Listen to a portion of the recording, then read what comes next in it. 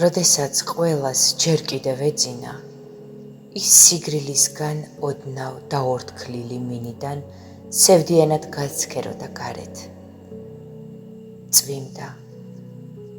ჭიქაში ჩაი ნელ-ნელად ცივდებოდა. ქალი უძრავად იყურებოდა ფანჯარაში. თითქოს შიშველ კანზე ოდნავ ცივ ჰაერს რომ გრძნობდა, მხოლოდ ეს შეგრძნება ახსენებდა არსებობას. ფანჯრის მინაზე თითით რაღაც მოხაზა. ყოველი დღე ერთმანეთს გავდა. გუშინდელმა დღემ თითქოს საბოლოოდ გამოაცალა ძალა. თითქოს ყველაფერი სწორად აკეთა, მაგრამ ამაოდ.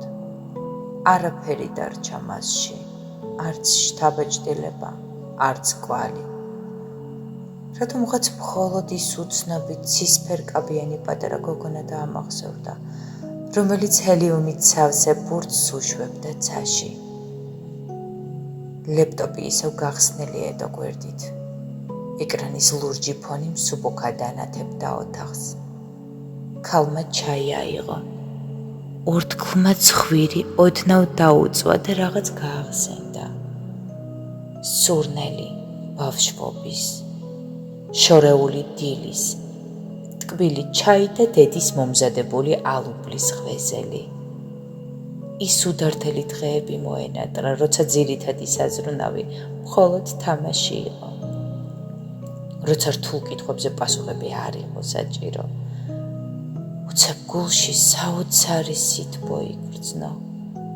რაღაც განათდა. სიჩუმეც პასუხია. ადგილი, სადაც ახლა ხარ, გზა და არ არის საჭირო იმის მტკიცება, რომ სხვებმა დაინახონ შენი არსებობა. ის ახლა იყო სიმშვიდეში და მას არ უთქვამს არც ერთი სიტყვა არავისთვის, არც საკუთარი თავისთვის და არც სამყაროსთვის. უბრალოდ იყო და გრძნობდა საკუთარ არსებობას.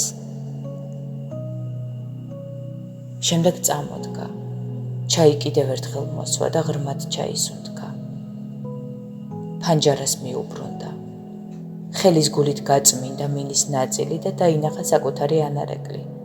სახე, რომელსაც სევდა კი ჰქონდა, მაგრამ შიგნით რაღაც თბილად ანათებდა.